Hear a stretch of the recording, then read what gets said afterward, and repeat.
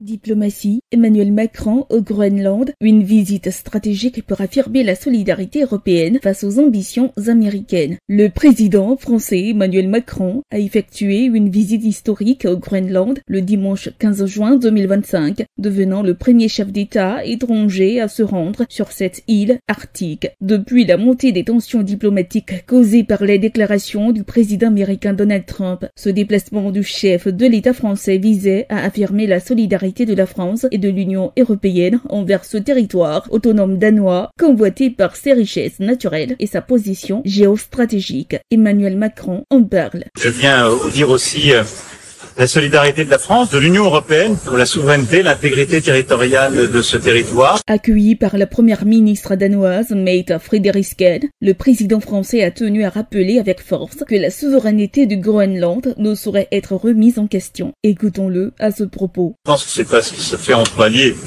Et donc c'est important de montrer qu'il y a un engagement du Danemark, des Européens, autour de ce territoire qui présente des très grands enjeux stratégiques et dont l'intégrité territoriale doit être respectée. Une déclaration faite en référence aux propos de Donald Trump qui avait publiquement exprimé son intérêt pour un éventuel rachat de l'île. Emmanuel Macron a souligné que l'avenir du Groenland devait être décidé par ses habitants et par eux seuls. À l'occasion de cette visite, la première ministre danoise a salué l'opportunité de renforcer la coopération face aux défis sécuritaires dont l'Arctique, affirmant la volonté du Danemark d'assumer davantage de responsabilités avec ses alliés de l'OTAN. Le président français a confirmé la disposition de son pays à organiser des exercices conjoints, notamment dans le cadre de l'OTAN, pour garantir la stabilité dans le Grand Nord. Ce voyage d'Emmanuel Macron au Groenland a été perçu comme un geste fort à l'échelle internationale et survient dans un contexte où plusieurs puissances, dont les États-Unis d'Amérique et la Chine, cherchent à étendre leur influence en Arctique. Il intervient avant la tenue du sommet du G7 au Canada du 15 au 17 juin 2025, une rencontre qui sera presque entièrement consacrée au conflit entre l'Iran et l'Israël.